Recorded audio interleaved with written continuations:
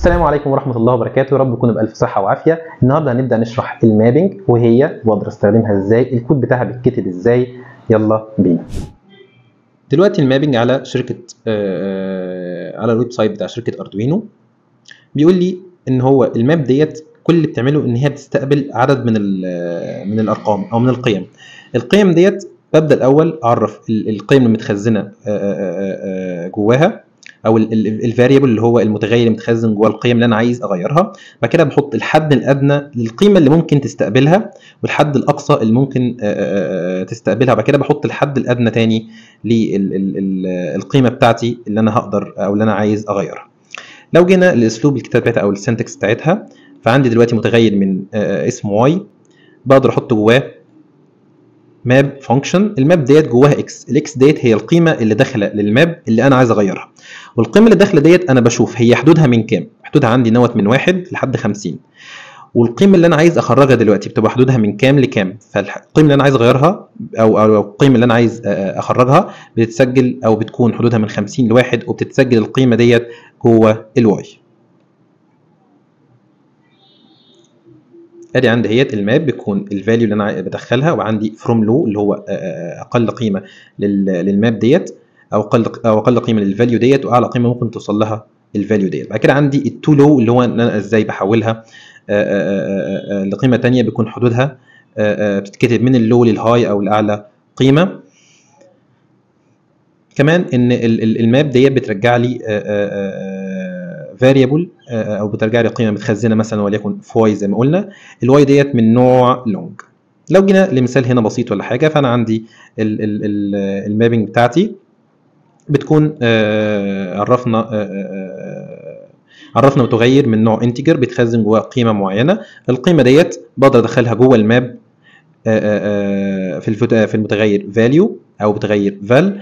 المتغير دوت بيكون قيمته او اقل قيمه ليه بيكون 0 واعلى قيمه ليه بيكون 1023. بعد كده انا عايز احولها القيمه من 0 ل 255، فبتتخزن جوه فال تاني. وبعد كده بعمل انالوج رايت لقيمه الفال ديت على بنايه رقم 9. دلوقتي الكود بتاعنا اهوت، هبدا اعرف البنايه بتاعت البوتنشيومتر واقول انها من في اي 0. ابدا اعرف متغير من نوع انتجر وهساويه بزيرو، واعرف متغير تاني سيرفو انجل واقول انها 0. في الفويس سيت اب عندي ببدا اكتب سيريا دوت بيجن 9600، دي البوت ريت بتاعتي. بعد كده بحط المتغير بوت فاليو، بحط جواه قيمه البوتنشيومتر من نوع انالوج. بعد كده ابدا استخدم المابنج، فاقول اللي عندي الماب اول حاجه بحطها عندي هي البوت فاليو، قيمه المتغير بتاع البوتنشيومتر اللي عندي، القيمه اللي متخزنه جواه. بقول والله ان انا بدايه القيمه ديت ممكن تبقى 0 ونهايتها ممكن تبقى 1023. بعد كده بشوف انا عايز احولها ليه. في حالتنا انا هحولها للسيرفو، للزاويه بتاعه السيرفو. فالزاويه عندي بتبقى من 0 ل 180، دي الحدود بتاعتي للتحويل للقيمه اللي انا عايز احول لها. بخزن الكلام ده كله جوه متغير اسمه سيرفو انجل.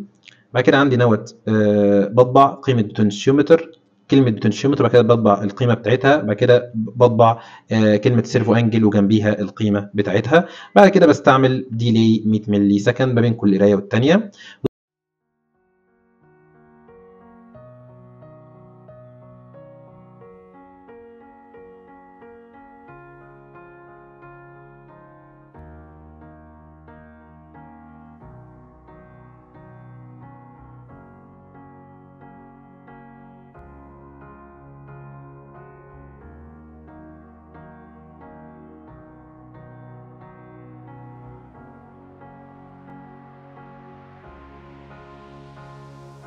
دلوقتي بقى هنبدأ نرفع الكود بتاعنا.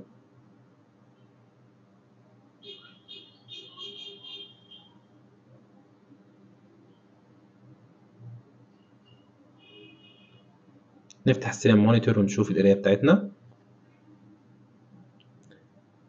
هنبدأ دلوقتي نغير في قيمة البوتنشيومتر، وبالتالي قيمة الزاوية بتاعت السيرفو هتبدأ إنها تتغير.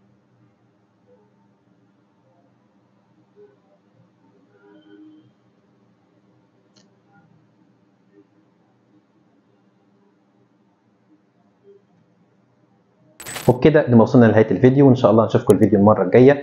كان معاكم مهندس محمد عباس، والسلام عليكم ورحمة الله وبركاته.